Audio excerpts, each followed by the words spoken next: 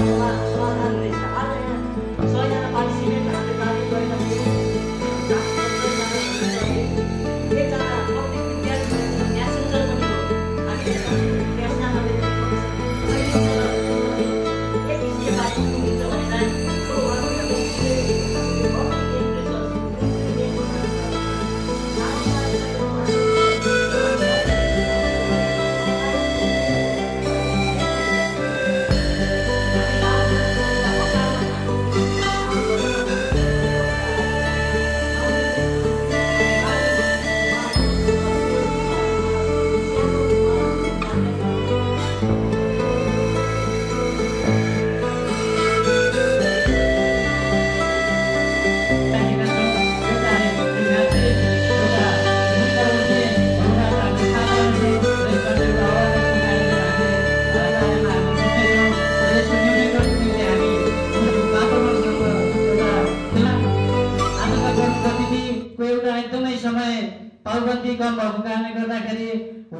हामीसँग के छ, हामीले कसरी हाम्रो यात्रा तय गर्नुपर्दछ भन्ने बारेमा जान्नु आवश्यक छ।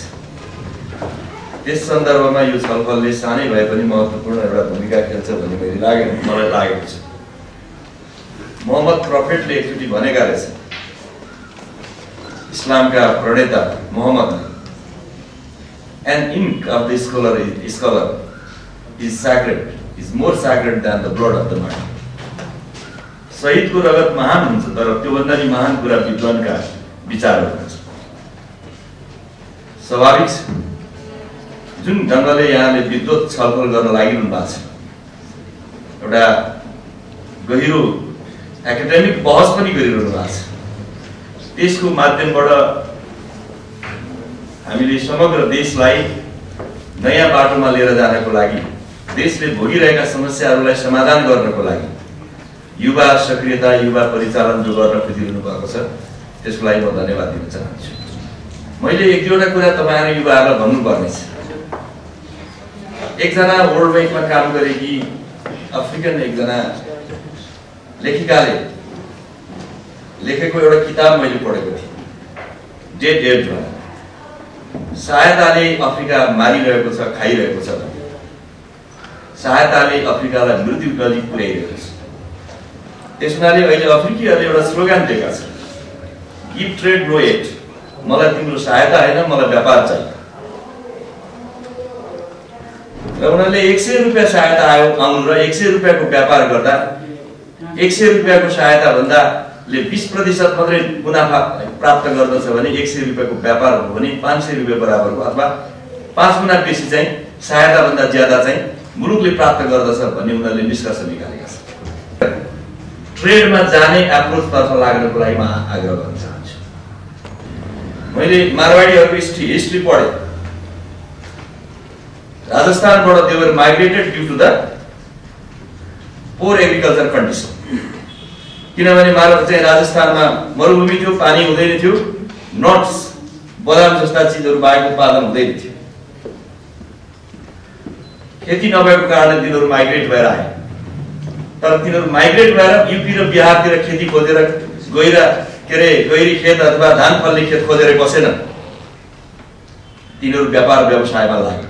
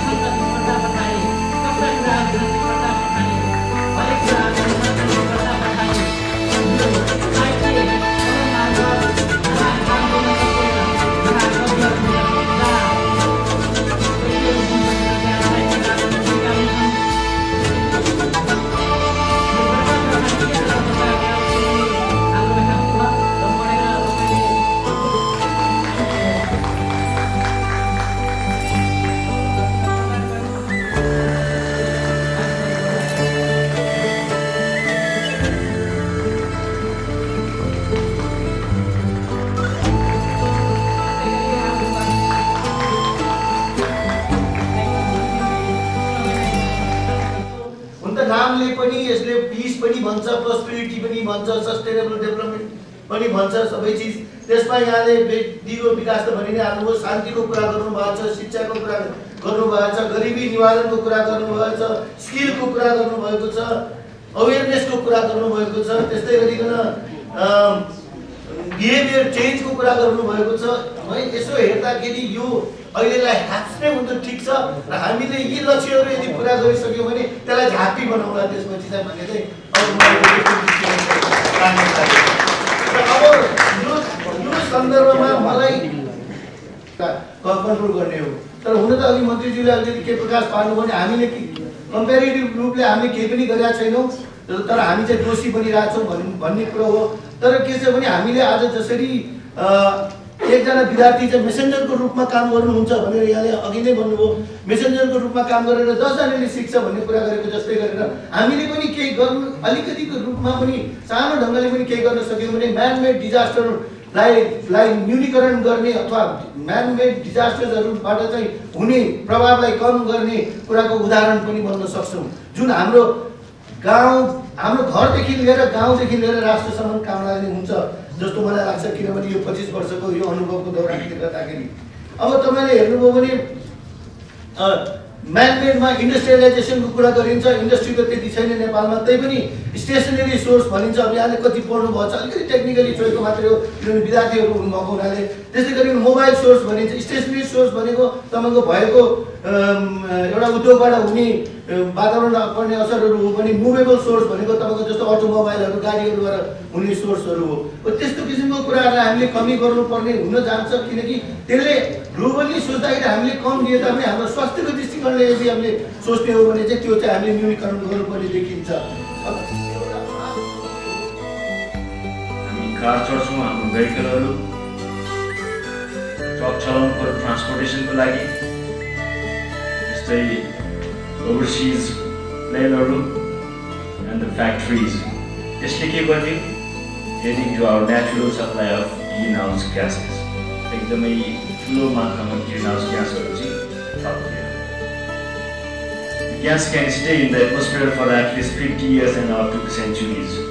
होला कुनै ग्यासहरू 10 वर्ष 15 वर्षसम्म लाइफ गरेर बस्छ एटमोस्फियरमा, कुनै 1000 yearsसम्म बस्नेहरू पनि छ। त्यस्तो ग्यासहरू हाम्रो एटमोस्फियरमा छ।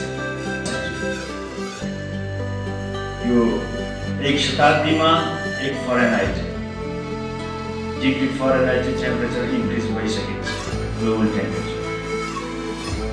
अब अलिकति जो हामी global warming and the green house effect, global warming भनेको के हो त भन्दाखेरि ग्लोब ताप्ने। सिम्पल हामीले बुझ्ने भनेको पृथ्वी तल सनलाइट भित्र छिर्छ, त्यसपछि त्यहाँभित्रको टेम्परेचर मेन्टेन के तातो हुन्छ, जसले गर्दा त्यो सिसाको घरबाट बाहिर जब इन्टर गर्छ सर्फेसले एब्जर्ब गर्छ, कति पृथ्वीको सर्फेस तात्ने अथवा यो एटमोस्फियरको लोवर पार्ट तात्ने, त्यसलाई नै त्यो हुन्छ भने concentration of green house gas के गर्छ भन्दाखेरि यो टेम्परेचर बढाउनको लागि, पृथ्वी तताउनको लागि मेजर रोल प्ले गर्दछ। 20% scattered and reflected by clouds, यसलाई नै त्यो हुन्छ भने concentration of green house gas के गर्छ भन्दाखेरि यो टेम्परेचर बढाउनको लागि, पृथ्वी तताउनको लागि मेजर रोल प्ले गर्दछ। 20% scattered and reflected by clouds, सनबाट आएको रेजहरुमा 20% चाहिँ क्लाउडले एटमोस्फियरमा भएको डिफ्रेन्ट पार्टिकल चाहिँ त्यही स्क्याटर छरिदिन्छ अथवा रिफ्लेक्ट गर्छ। भिजिबल अथवा विभिन्न प्रकारको रेडिएसनहरू जब सूर्यबाट एटमोस्फियरमा आउँछ अथवा एटमोस्फियर हुँदै पृथ्वीमा पूर्ण रूपमा बाहिर जान सक्दैन, हाम्रो एटमोस्फियरलाई छरेर त्यही एटमोस्फियरले ट्र्याप भइसकेपछि त्यही हिट प्रोड्युस हुन्छ। त्यसले गर्दाखेरि पृथ्वीको टेम्परेचर इन्क्रिज हुन्छ। अर्को छ ग्रिन हाउस इफेक्ट, अघि मैले पनि जोडिसकेँ। ग्रिन हाउस इफेक्टले गर्दै हामी यो अवस्थामा बसेका छौँ। यदि ग्रिन हाउस इफेक्ट थिएन भने -18 डिग्री टेम्परेचर हुन्थ्यो पृथ्वीको। त्यहाँ मानवको अस्तित्व, कुनै पनि जीवको अस्तित्व नहुन सक्थ्यो, किनभने अघि भने त्यो ह्याबिट्याट नहुने खालको फ्रोजन वेस्टल्यान्ड हुन्छ, काम नदिने ल्यान्ड हुन्छ। त्यही ग्रिन हाउसले गर्दाखेरि अहिले करिब 14 डिग्री मेन्टेन गर्ने अवस्थामा चाहिँ यही एटमोस्फियरले ग्रिन हाउस इफेक्टको कारणले गर्दा। तर अब हाम्रो अहिलेको मेजर कन्सर्न के हो? ह्युमन एक्टिभिटिज र नेचुरल एक्टिभिटीहरू पनि छ त्यसमा। यिनीहरूले चाहिँ यति इन्हान्स गरिदियो कि the concentration of the green house gases highly increase भयो।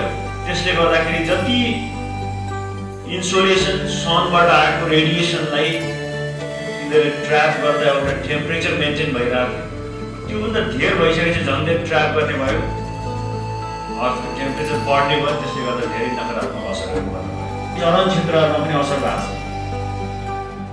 मरुभूमि त्यसै तातो बिरुवा हुँदैन, त्यही माथि पनि तटहरू छ, त्यहाँ त झन् अब समुद्रको एक्टिभिटी नै फरक भइरहेको छ। अभियसली असर पारेकै छ यसले।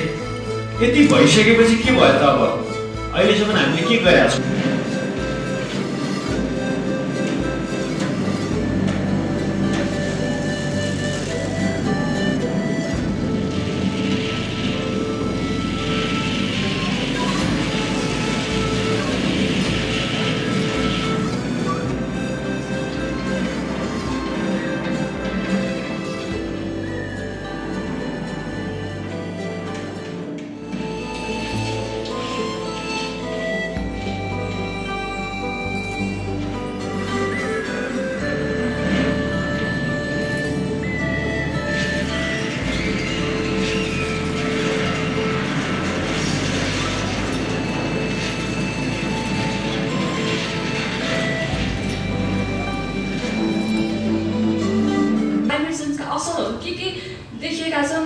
धेरै चाहिँ नेपालको सिनारीमा र यो बाटो बस्न हामीले के गर्न सक्छौँ र के भइरहेछ भन्ने बारेमा चाहिँ म प्रेजेन्ट गर्न गइरहेको छु। स्टडीले के देखाएको छ भने पास्ट 100 इयर्समा चाहिँ विश्वको एभरेज टेम्परेचर चाहिँ 0.74 डिग्री सेल्सियसले चाहिँ बढेर गइरहेछ भनेर देखाएको छ। र क्लाइमेट चेन्ज चाहिँ अनेक भोकल हो, अकाट्य छ। अहिलेको सन्दर्भमा यो चाहिँ हाम्रो लागि एकदमै च्यालेन्जिङ इस्यु भएर देखिएको छ भनेर चाहिँ के कुराले प्रुभ गर्न सकेको छ भन्दाखेरि हाम्रो चाहिँ ग्लोबल एभरेज एयर र ओसन टेम्परेचर इन्क्रिज भइरहेछ र स्नो मेल्टिङ, आइस मेल्टिङहरू चाहिँ वाइड स्प्रेडिङ भइरहेछ। त्यो चाहिँ र सी लेभल चाहिँ बढेर गइरहेछ। अघि मौसम सरले पनि भन्नुभयो अब 1% मात्रै सी लेभल बढ्न गयो भने चाहिँ हाम्रो बाङ्लादेश जस्तो कन्ट्रीहरू चाहिँ डुबा नपर्न सक्छ भनेर उहाँले बाल नभएर माउन्टेन रिजनहरूमा, अलि हाई एल्टिट्युड रिजनहरूमा चाहिँ टेम्परेचर बढेर गइरहेछ अरू रिजनभन्दा भनेर स्टडीले देखाएको छ। अर्को इम्पोर्टेन्ट कुरा चाहिँ के छ भन्दाखेरि चाहिँ टेम्परेचर फ्लावरिङ स्टेजमा पुगेको बेलामा चाहिँ 35 डिग्री आर्कटिक रिजनमा जहाँ चाहिँ एकदमै धेरै आइस हुन्छ त्यो मेल्टिङ भइरहेछ र पर्माफ्रस्टहरू पनि भइरहेछ। त्यो चाहिँ वान अफ द भइरहेको छ। हाम्रो माउन्टेन रिजनलाई चाहिँ हाम्रो के भनिन्छ त एसियाको लागि चाहिँ अप्रिलसम्ममा चाहिँ के हुन्छ त भन्दाखेरि प्रोडक्ट हुने क्रपहरू चाहिँ हाम्रो स्ट्रिममा एकदमै लो देखिएको छ र ल्यान्डस्लाइड जसले गर्दा के भइरहेको छ त जहाँ गरिबी छ त्यहाँ चाहिँ फुड इन्सेक्ट चाहिँ हामी जहिले पनि कि त टु मच वाटर भन्छौँ कि टु लिटल वाटर भन्छौँ। वेस्ट वाटर स्ट्रेसले चाहिँ के डाइरेक्टली एग्रिकल्चर प्रोडक्सनमा अफेक्ट फरेस्ट र बायोडाइभर्सिटीमा के छ त भन्दाखेरि चाहिँ हामीले अहिले तितेपातीकाली एउटा झारहरू देख्नु भएको छ कि छैन तपाईँहरूले एकदमै हाई रेटमा चाहिँ यसको ग्रोथ भइरहेछ जसले गर्दा चाहिँ हाम्रो नेटिभ इकोसिस्टमलाई चाहिँ अर्को कुरा हाइटाइम लसहरू भइरहेछ र